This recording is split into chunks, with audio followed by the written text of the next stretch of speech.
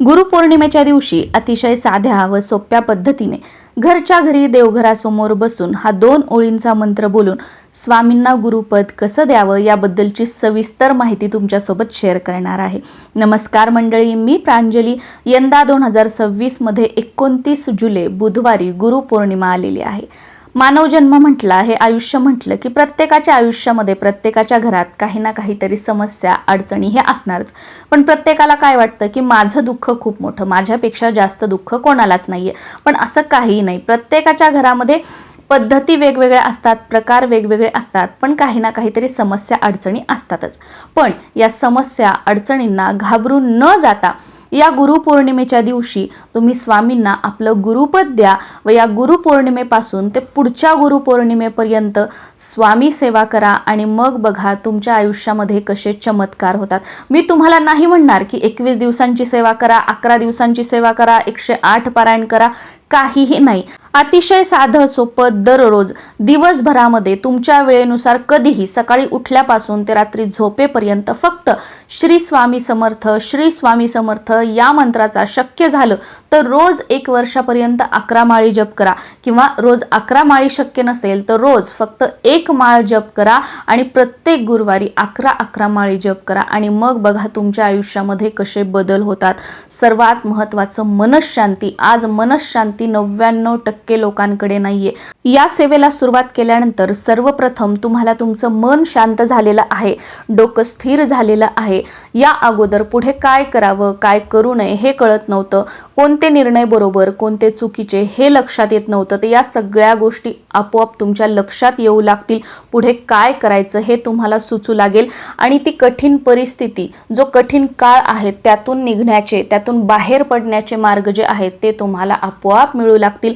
आणि आपण जे म्हणतो ना की माझ्या आयुष्याला एक दिशा मिळावी, माझ्या आयुष्याला एक नवीन वळण मिळावं, ज्यामध्ये माझ्या घरामध्ये सुख समृद्धी, माझ्या आयुष्यामध्ये सुख, सगळ्या गोष्टी माझ्या मनासारख्या घडाव्यात। घरामध्ये जर आजारपण असेल तर त्यातून बाहेर पडण्यासाठी योग्य ट्रीटमेंट, योग्य दवाखाना, योग्य डॉक्टर मिळावेत, योग्य सल्ला मिळावा प्रत्येक गोष्टीसाठी, तर सगळ्या गोष्टी अगदी व्यवस्थित होतील। फक्त ही एक सेवा श्री स्वामी समर्थ या मंत्राचा जप दिवसभरात तुमच्या वेळेनुसार कधीही केव्हाही कुठेही, आणि स्वामी सेवेला, कोणत्याही पारायणाला किंवा पूजापाठ करण्याला कधीही घाबरू नका, कारण कोणतेच देव कोणतेच गुरु कधीही कोणाचं वाईट करत नाहीत आणि आपल्या भक्तांचं तर नाहीच नाही। आणि सर्वात महत्त्वाचं, देव हा भक्तीचा विषय आहे, भीतीचा विषय नाहीये। आणि आपल्यासोबत जे काही वाईट होत असतं ना ते आपल्या कर्मानुसार होत असतं, त्यामुळे वाईट कर्म करण्यापूर्वी घाबरा, पण कोणतीही सेवा करण्यासाठी घाबरू नका। आता गुरुपौर्णिमेच्या दिवशी तुमच्या देवघरामध्ये जर स्वामींची मूर्ती असेल तर सकाळी देवपूजा करताना सगळ्या देवांना स्नान वगैरे घालून घ्यायचं। त्यानंतर स्वामींची मूर्ती ताम्हणामध्ये ठेवायची आणि स्वामींच्या मूर्तीवर सुरुवातीला स्वच्छ पाण्याने, त्यानंतर पंचामृताने आणि परत स्वच्छ पाण्याने अभिषेक करायचा आहे। दररोज आपण स्वामींच्या मूर्तीवर अभिषेक करताना किंवा गुरुवारी स्वामींच्या मूर्तीवर अभिषेक करताना श्री स्वामी समर्थ या मंत्राने करत असतो, पण आज गुरुपौर्णिमा निमित्ताने सुरुवातीला गणपती अथर्व शीर्ष स्वामींच्या मूर्तीवर अभिषेक करताना म्हणायचा आहे। गणपती अथर्व शीर्ष अवघड वाटत असेल, म्हणता येत नसेल तर गणपती स्तोत्र म्हणायचं। संस्कृत गणपती स्तोत्र म्हणा किंवा मराठी गणपती स्तोत्र म्हणा। त्यानंतर पुरुष सूक्त म्हणायचं आहे।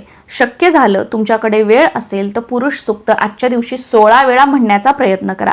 16 वेळा पुरुष सूक्त म्हणून अभिषेक करायचा। पण हे शक्य नसेल तर कमीत कमी गणपती अथर्व शीर्ष नंतर किंवा गणपती स्तोत्रानंतर 1 वेळा तरी पुरुष सूक्त म्हणायचं आहे। त्यानंतर श्री सूक्तम म्हणायचं आहे।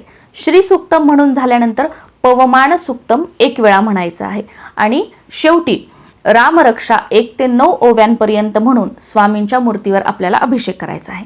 अभिषेक झाल्यानंतर ताम्हणातलं पाणी व्यवस्थित दुसऱ्या एखाद्या भांड्यामध्ये काढून घ्यायचं, किंवा दुसरं एखादं ताम्हण किंवा एखादी स्टीलची प्लेट घ्यायची आहे, त्यामध्ये परत स्वामींची मूर्ती ठेवायची आणि जे स्वच्छ पिण्याचं पाणी आहे, जे आपण घरामध्ये स्वयंपाकासाठी पिण्यासाठी वापरतो, ते पाणी थोडंसं पेल्यामध्ये घ्यायचं, पळी किंवा एखादा चमचा घ्यायचा आणि आपल्या उजव्या हाताने स्वामींच्या पायावर पाणी टाकायचं आहे।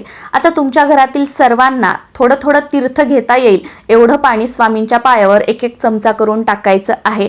त्यानंतर हे जे तीर्थ आहे ते एखाद्या वाटीमध्ये किंवा पेल्यामध्ये बाजूला काढून ठेवायचं। त्यानंतर स्वामींची मूर्ती स्वच्छ पुसून घ्यायची। तुम्ही जर वेगळी मांडणी केलेली असेल, एखादा चौरंग किंवा पाट त्यावर वस्त्र अंथरून घेतलेलं असेल तर तिथे स्वामींची मूर्ती ठेवायची, आणि असं काही नसेल तर देवघरामध्ये स्वामींची मूर्ती ठेवली तरी सुद्धा चालेल। आता तुमच्याकडे स्वामी समर्थ महाराजांचा फोटो असेल तर काय करायचं, त्यांच्या फोटोवर एखाद्या फुलाने किंवा पाण्याने सुरुवातीला स्वच्छ पाणी, त्यानंतर थोडंसं दूध किंवा पंचामृत आणि परत स्वच्छ पाणी शिंपडून घ्यायचं आहे आणि थोडासा कपडा ओला करून फोटो स्वच्छ पुसून घ्यायचा आहे। त्यानंतर स्वामींच्या फोटोला हार अर्पण करून घ्यायचा, फुलं वाहून घ्यायची आहेत। स्वामींना हिना अत्तर प्रिय आहे, जर तुमच्याकडे असेल तर स्वामींच्या मूर्तीला किंवा फोटोला हिना अत्तर सुद्धा लावून घ्यायचं आहे।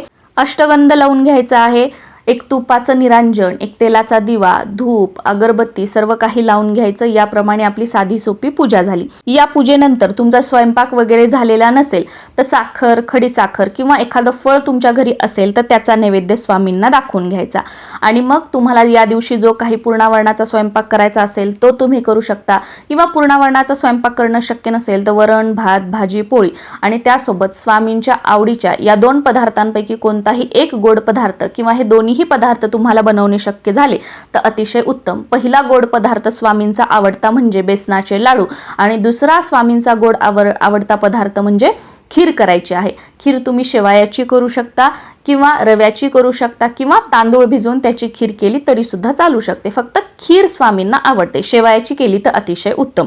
याचा नैवेद्य स्वामींना दाखवायचा आहे, आणि हेही तुम्हाला वरण, भात, भाजी, पोळी करणं शक्य नसेल तर फक्त खीर किंवा बेसनाचे लाडू बनवून याचा नैवेद्य तुम्ही स्वामींना अर्पण करायचा आहे।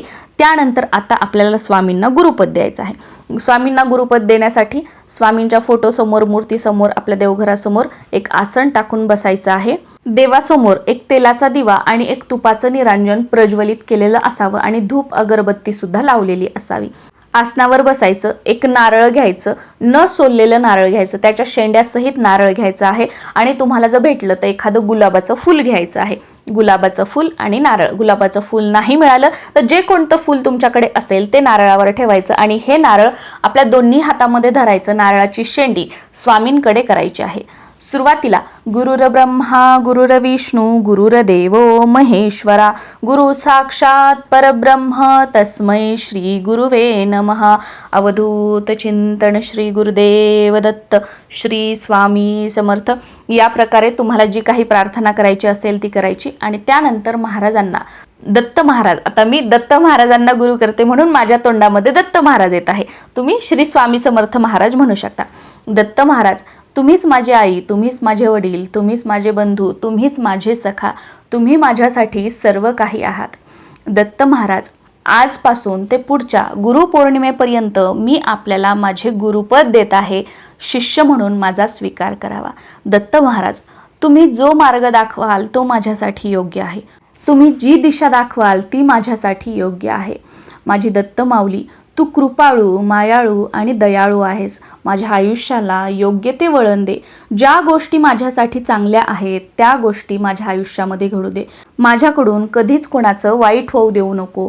माझ्याकडून नेहमी सत्कर्म करून घे। दत्त महाराज, मी अज्ञानी आहे, मला ज्ञान नाही। योग्य लोकांची संगत मला लाभू द्या। माझ्या कार्यामध्ये, माझ्या व्यवसायामध्ये, माझ्या नोकरीमध्ये माझी प्रगती होऊ द्या। माझ्या तोंडून कधीच मी कोणाबद्दल अपशब्द काढू नये अशी सद्बुद्धी मला द्या। माझ्या हातून कधीच कोणती वाईट कर्म होऊ नयेत अशी सद्बुद्धी मला द्या। दत्त महाराज, माझ्याकडून काही चूक भूल झाली तर त्याबद्दल मला क्षमा करा, व त्या चुका माझ्याकडून पुन्हा पुन्हा होऊ नयेत असा शुभ आशीर्वाद मला द्या। तुमची साथ कायम माझ्यासोबत राहू द्या। माझ्यावर, माझ्या कुटुंबावर तुमचा कृपा आशीर्वाद असाच राहू द्या। तुमच्या कृपा आशीर्वादाने मला व माझ्या कुटुंबाला दीर्घ आयुष्य व उत्तम आरोग्य लाभावे हीच तुमच्या चरणी प्रार्थना। आणि त्यानंतर हे नारळ किंवा या व्यतिरिक्त तुम्हाला अजून जे काही बोलायचं आहे, मनातल्या सगळ्या गोष्टी बोलून टाका। ही प्रार्थना करत असताना तुमच्या डोळ्यात पाणी आलं, तुम्हाला रडू आलं तरी सुद्धा चालेल, पण मन मोकळं करून जे काही तुम्हाला महाराजांना बोलायचं आहे, आपल्या मनातल्या गोष्टी सांगायच्या आहेत, त्या सर्व काही आज सांगून टाका, आणि ते नारळ महाराजांच्या समोर ठेवायचं आहे। त्यानंतर आपण महाराजांच्या पायांवर पाणी टाकून जे तीर्थ काढून घेतलेलं होतं ते तीर्थ घ्यायचं, आपल्या डाव्या हाताने उजव्या हातावर थोडंसं ते तीर्थ घ्यायचं आणि आता जो मी तुम्हाला हा 2 ओळींचा मंत्र सांगणार आहे हा मंत्र म्हणायचा, त्यानंतर हे तीर्थ आपण प्राशन करायचं आहे, म्हणजे स्वामी आपले गुरु झाले आणि आपण त्यांचे शिष्य झालो। मंत्र अशा प्रकारे आहे, अकाल मृत्यू हरणम सर्व व्याधी विनाशनम सद्गुरु श्री स्वामी समर्थ महाराज पादोदकम तीर्थ जठरे धारयाम्यहम शिरसा धारयाम्यहम। परत एक वेळा हा मंत्र सांगते, अकाल मृत्यू हरणम सर्व व्याधी विनाशनम सद्गुरु श्री स्वामी समर्थ महाराज पादोदकम तीर्थ जठरे धारयाम्यहम शिरसा धारयाम्यहम। हा मंत्र म्हणायचा आणि त्यानंतर हे तीर्थ आपल्याला प्राशन करायचं आहे। तीर्थ प्राशन करून झाल्याच्या नंतर सुरुवातीला गणपती बाप्पांची आरती, त्यानंतर स्वामींची आरती, मग दत्त महाराजांची आरती किंवा दत्त महाराजांच्या अगोदर नंतर स्वामींची आरती, नंतर आपली कुलदेवी व आपले कुलदेव या प्रकारे 5 आरत्या करायच्या आणि कापूर आरती करून प्रसाद घरातील सर्वांना वाटप करायचा आहे। जो काही पूर्णावरणाचा किंवा केलेल्या स्वयंपाकाचा आपण महाराजांना नैवेद्य दाखवू तो प्रसाद म्हणून आपण घरातील सर्वांनी थोडा थोडा ग्रहण करायचा आहे। आणि आता स्वामींना अर्पण केलेलं हे जे नारळ आहे तर बरेच जण हे फोडून खातात किंवा बरेच जण स्वामी समर्थ महाराजांच्या केंद्रामध्ये जेव्हा कधी तुमचं जाणं होईल तेव्हा तिथे अर्पण करू शकतात, किंवा तुमच्या घराच्या आजूबाजूला जर कुठे दत्त मंदिर असेल तर त्या दत्त मंदिरामध्ये सुद्धा तुम्ही हे नारळ आणि ते फूल अर्पण करू शकता। आय होप अतिशय साध्या व सोप्या पद्धतीने सांगितलेली ही माहिती घरच्या घरी स्वामींना गुरुपद कसं द्यावं तुमच्या लक्षात आलेली असेल, पण तरी सुद्धा अजून काही प्रश्न असतील तर खाली कॉमेंटमध्ये विचारा, नक्कीच त्यांची उत्तरं देण्याचा मी प्रयत्न करेल। नमस्कार, तुम्हा सर्वांना गुरुपौर्णिमेच्या खूप साऱ्या शुभेच्छा।